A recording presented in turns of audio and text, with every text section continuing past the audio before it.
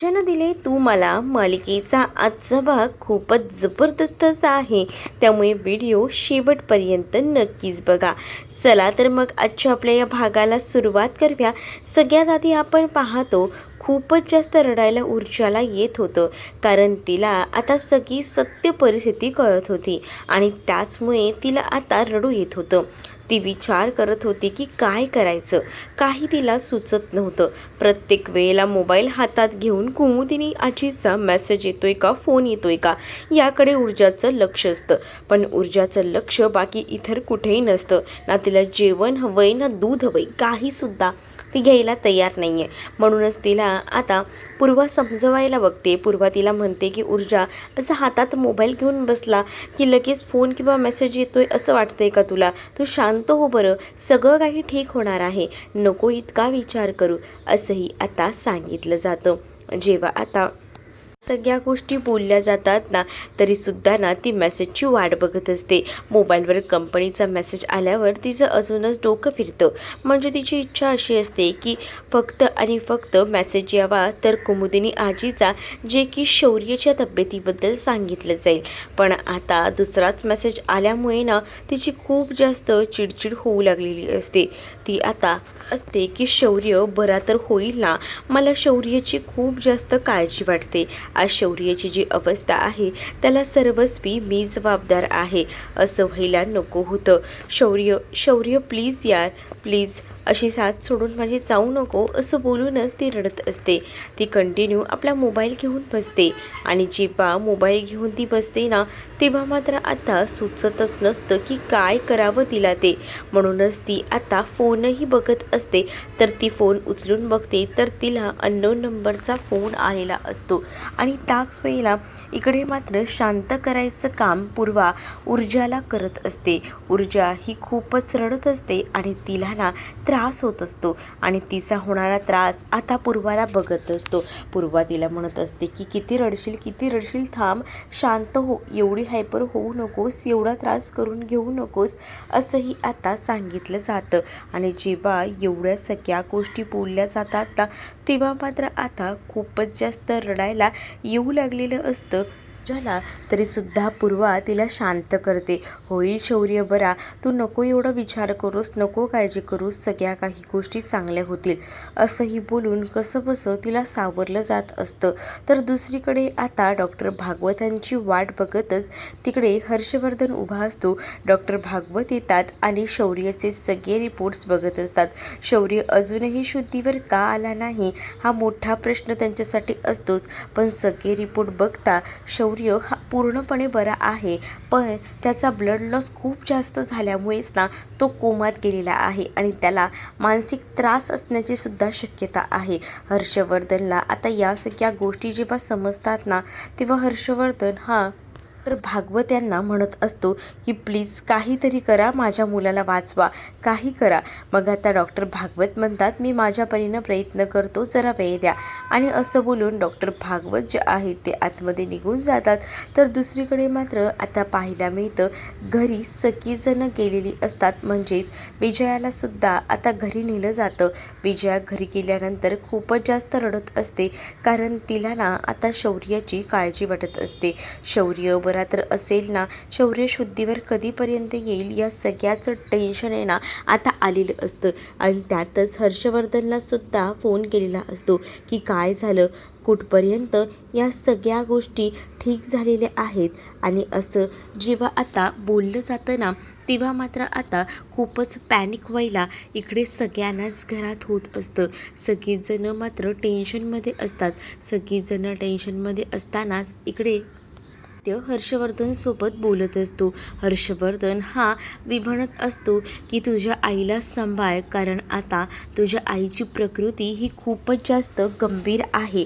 म्हणजेच आपल्याला कळतंय की शौर्य काही इतक्यात बरा होणार नाही आहे, पण अजूनही तो कोमातच आहे. मी डॉक्टरांशी बोलतोय असंही आता हर्षवर्धन यांना सांगितलेलं असतं. हर्षवर्धन तीच गोष्ट आदित्यला सांगतात आणि विजयाची काळजी घ्यायला म्हणतात.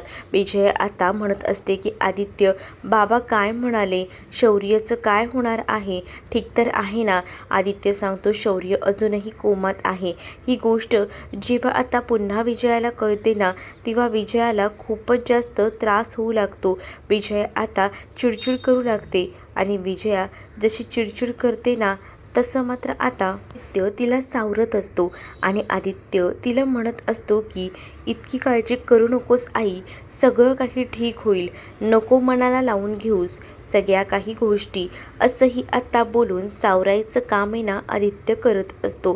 त्यातच आता सगळ्यांनाच शौर्याची काळजी असते, पण शौर्याची काळजी असली तरी आता सगळं काही व्यवस्थित असायला हवं. आता जो आदित्य असतो तो म्हणतो की मला हॉस्पिटलमध्ये जावं लागतंय, सो मी हॉस्पिटलमध्ये जातो आणि मग येतो, असं बोलूनच आता तो हॉस्पिटलमध्ये जायला निघतो. दुसरीकडे आता टेन्शनमध्येच इकडे मात्र अजूनही विजया असते. विजया रडत असते.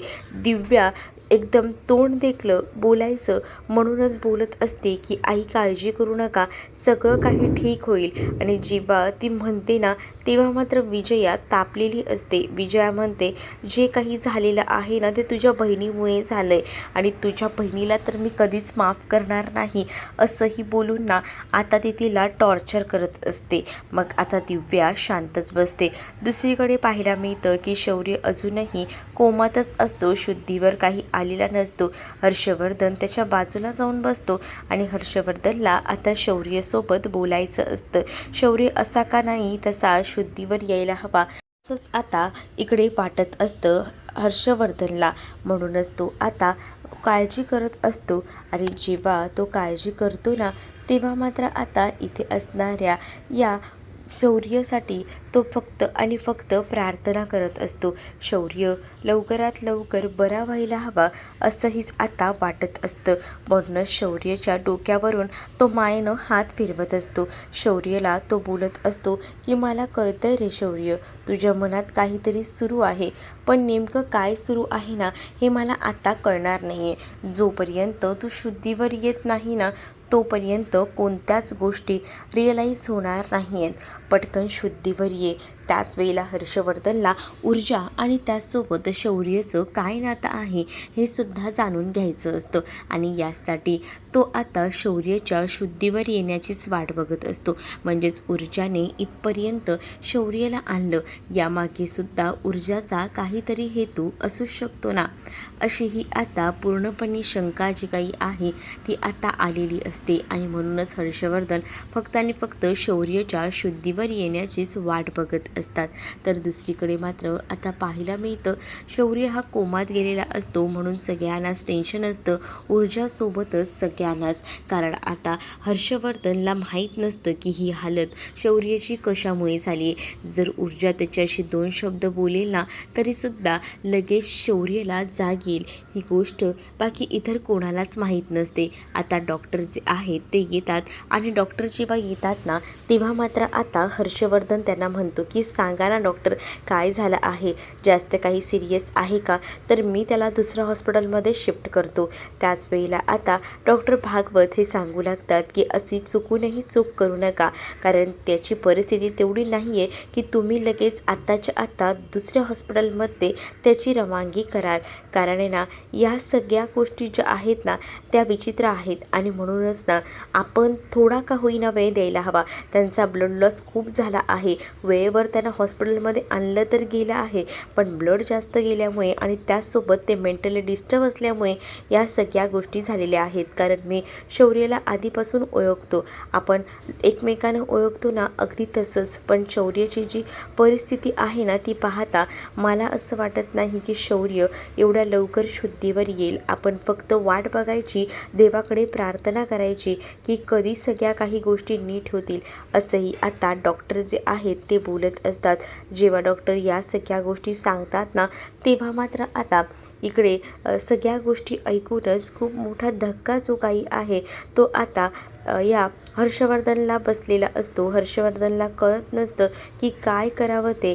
टेन्शनमध्येच हर्षवर्धन आलेला असतो आणि त्यामुळेच डॉक्टरांना म्हणतो की काही करा पण माझ्या या शौर्याला वाचवा. डॉक्टर सरळ म्हणतात की आता आमच्या हातात काहीच नाही आहे, जे काही आहे ते देवाच्या हातात आहे. तुम्ही फक्त प्रार्थना करा. जे काही डॉक्टरांच्या हातात आहे ते ऑलरेडी करून झालेलं आहे आणि मुळात आहे ना, मी तुम्हाला सांगू का, तो काहीतरी मेंटली डिस्टर्ब आहे आणि त्याच डिस्टर्बनेस का आहे ना हे सुद्धा लक्षात घ्या. एवढं लक्षात घेऊनच विचार करा असं देखील आता सांगितलं जातं. एवढ्या सगळ्या गोष्टी जेव्हा सांगितल्या जातात ना तेव्हा मात्र आता हर्षवर्धनला धक्का बसत असतो. त्याच वेळेला शौर्याबद्दल विचारलं जातं की त्याला काही त्रास आहे का, घरात काही झालं आहे का की ज्याच्याकडून त्याने एवढा त्रास करून घेतला आहे. हर्षवर्धन म्हणतो की नाही, घरात काहीच नाही झालेलं. मग आता डॉक्टर म्हणतात बाहेरही असू शकतं, त्यांचा हार्ट ब्रेक झालेला आहे, त्यांचा कोणीतरी विश्वासघात केला आहे असंच त्यांच्या सगळ्या ट्रीटमेंटवरनं मला समजतंय आणि म्हणूनच मी तुम्हाला सांगतोय की आता त्याचं योग्य कारण शोधा आणि त्यांना लवकरात लवकर बरं होण्यासाठी देवाकडे प्रार्थना करण्यावाचून तुमच्याकडे दुसरा पर्याय नाही, हे सुद्धा डॉक्टरांनी स्पष्ट हर्षवर्धनला सांगून टाकलेलं असतं. पण हर्षवर्धनचं आता डोकं काम करणं असं झालेलं असतं, कारण त्याला कळत असतं की काय झालं आहे. जोपर्यंत शौर्य शुद्धीवर येत नाही तोपर्यंत तर कोणत्याच गोष्टीची शहानिशा करता येणार नाही. काय आहे काय नाही या गोष्टी काहीच कळणार नाहीत असंही आता म्हटलं जातं. आणि जेव्हा या सगळ्या गोष्टी बोलल्या जातात ना तेव्हा मात्र आता हर्षवर्धन थोडा विचार करत असतो. इकडे आता पूर्वा ऊर्जाकडे तेल घेऊन आलेली असते आणि तिला म्हणत असते की बाया उठ ना, उठ जरा, डोक्याला मी तेल लावून देते, डोकं दुखत असणार आहे तुझं, मला कळतंय. एकतर काही खाल्लंहीच नाही आहेस, दूध देते म्हटलं तर दूधही घ्यायला तयार नाही आहेस, थोडं तरी खाऊन घे ना, असं का करतेस ग बाळा तू, नको ना असं करू, इकडे ये बरं, आता इकडे ये जरा, डोक्याला मी तुझ्या तेल लावून देते. ही आता ऊर्जा जी आहे ती टेन्शनमध्ये असतानाच पूर्वा तिला म्हणत असते. पण तिला आता कोणाचंही ऐकून घ्यायचं नसतं. ती फक्त एकाच गोष्टीकडे लक्ष लागून राहिलेलं असतं तिचं, ते म्हणजे मोबाईलकडे. मोबाईलवर कधी एकदा फोन येतोय ना असंच झालेलं असतं ऊर्जाला. म्हणूनच ऊर्जा फक्त फोनची वाट बघत असते, मेसेजची वाट बघत असते. तिच्यासाठी हे सगळं काही महत्त्वाचं असतं.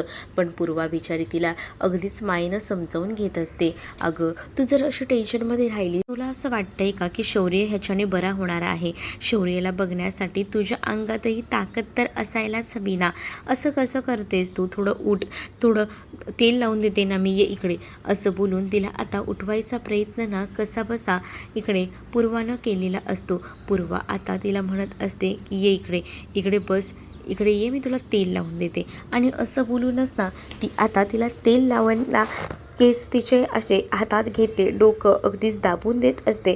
तेवढ्यातच ना तिचं लक्ष असतं त्या मोबाईलकडे. ती फक्त आणि फक्त त्या मोबाईलमध्येच टक लावून बघत असते आणि हे सगळं बघून ना आता तिला पूर्वा म्हणत असते की असं मोबाईल घेऊन कंटिन्यू जर बघत राहिलीस तर तुला काही मेसेज येणार आहे का, फोन येणार आहे का. अगं ऊर्जा, अगदीच लहान मुलांसारखं करू नकोस ना, तुला तर माहिती आहे ना येईल ना मेसेज, कशाला एवढी काळजी करतेस, असंही आता सांगण्यात येतं. आणि तेव्हाच ना ती मोबाईल घेऊन बसलेली असताना ती आता मेसेजची वाट बघत असते. तर मेसेज तेवढ्यातच आलेला असतो, कुमुदिनीचा मेसेज येतो. कुमुदिनी आजी सांगते की अजूनही शौर्य कोमातच आहे, शौर्य काही कोमातना बाहेर आलेला नाही. एवढा वेळ तर आता ऊर्जा टेन्शनमध्ये असतेच, पण तो आता मेसेज वाचून अजूनच तिच्या पायाखालची जमीन सरकते. तिला असं वाटतं की जर तो शुद्धीवर आला असेल आणि ही लोक सांगायला विसरले असतील तर, म्हणून ती थोडं टेन्शन फ्री होती. पण आता जसं तिला मेसेज आलेला होता कुमुदिनी आजीचा, कुमुदिनी आजीने सांगितलेलं होतं की अजूनही तो कोमात आहे, त्यामुळे ना आता ती तिचं भान हरपून गेलेली असते. ती इकडे तिकडे पाहू लागते, तिला सुचत नसतं की काय करावं. ती खूपच जास्त आता रडत असते. ती रडत असतानाच तिला आता सावरून घेतलं जातं आणि जेव्हा ती आता सावरून घेतलं जात असताना तर पूर्वा तिला म्हणत असते की बाळा नको ना गं, नको ना त्रास करून घेऊ, मला कळतं कळतंय तुला त्रास होतोय, पण थांब ना, येईल शौर्य शुद्धीवर. पण ऊर्जा म्हणत असते की हे सगळं काही झालं आहे ना, त्याला सर्वस्वी जबाबदार मी आहे. जर मी या सगळ्या गोष्टी टाळल्या असत्या ना तर हे झालंच नसतं. प्लीज ना रे शौर्य, शुद्धीवर ये ना. शौर्यसाठी आता खूपच जास्त रडती असते. शौर्यला शुद्धीवर आणण्यासाठी आता तीच विचार करत असते की काय प्रयत्न करता येतील, आणि त्यामुळेच ना तिचा जीव नुसता वर खाली होत असतो. तर दुसरीकडे मात्र आता पाहायला मिळतं की इकडे नाश्त्याच्या टेबलवर सगळीजणं नाश्ता करत बसलेली असतात. त्याच वेळेला काही कळलंय का कुठपर्यंत या सगळ्या काही गोष्टी आलेल्या आहेत? नाही ना, काहीच कळत नाही आहेत. त्याचाच तर हिशोब लावायचा प्रयत्न करत आहेत. डॉक्टरांनी तर सरळ सांगितलं आहे की आम्ही आमच्या परीनं प्रयत्न करतोय, पण डॉक्टरही प्रयत्न करतात आणि डॉक्टर भागवतही खोटं सांगणार नाहीत. जर आता हॉस्पिटलमध्ये काहीच होणार नसेल, आपण शौर्यला घरी आणायचं का, असंही आता आजी विचारत असते.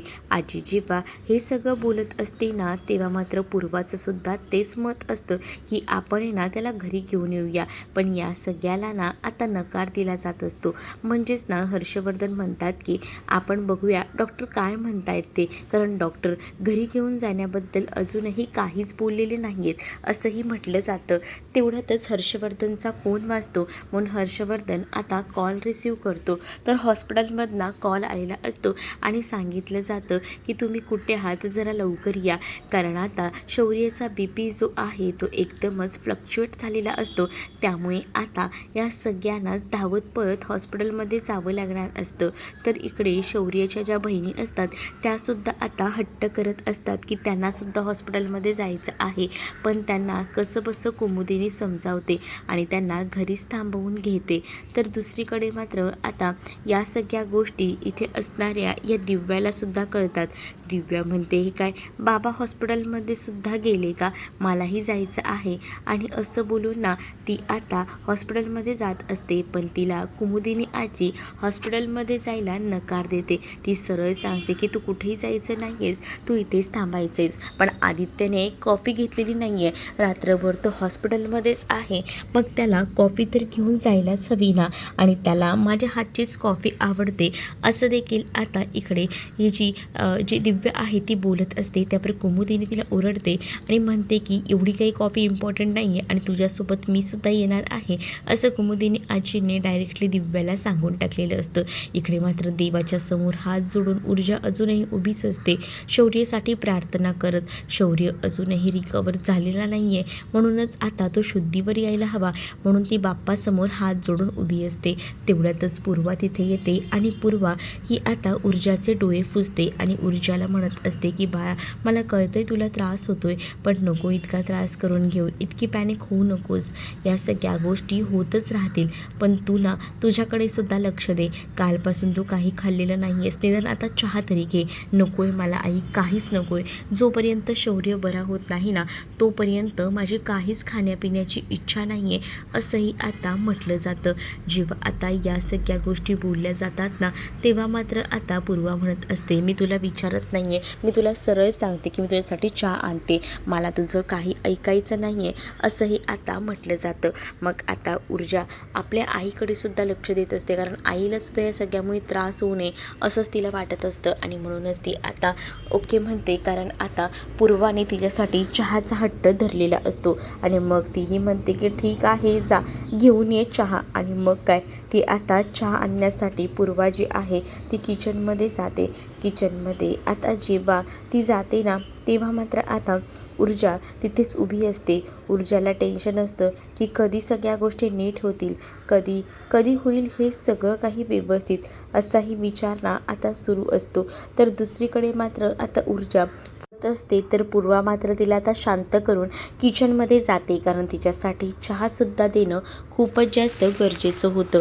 आणि त्याच वेळेला आता जेव्हा ती किचनमध्ये जाते ना तेव्हा मात्र आता इकडे ऊर्जा शांत असते. ऊर्जाचा फोन वाजतो म्हणून ऊर्जा बघायला जाते तर ऊर्जाला हॉस्पिटलमधून कॉल आलेला असतो आणि ऊर्जाला आता सांगण्यात येतं आणि त्यामुळे ऊर्जाला धक्का बसतो. ऊर्जाच्या पायाखालची जमीन सरकलेली असते आणि त्यामुळेच ना आता ऊर्जा विचार करते की आत्ताच्या आता हॉस्पिटलमध्ये जावं लागेल. जसं की हर्षवर्धनला कॉल आला होता शौर्याच्या तब्येतीबद्दल, तसाच बहुधा आता हा कॉलही आलेला होता आणि त्यामुळेच ना आता थोडं टेन्शनचं काम होतं.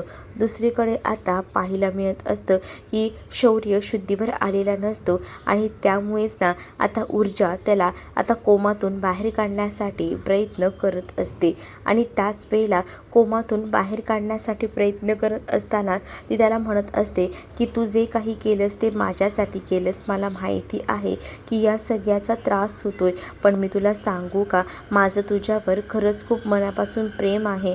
शौर्य, असं काही करू नकोस ना, प्लीज प्लीज उठ ना, जागा हो ना, असंही आता ती रिक्वेस्ट करतच त्याला म्हणत असते आणि ती बोलते की तू माझी साथ सोडून अशी जाऊ शकत नाही. आपण दोघंही जण एकमेकांवर मनापासून प्रेम करतो. माझंही तुझ्यावर खूप जास्त प्रेम आहे आणि मला नाही जायचे तुला सोडून.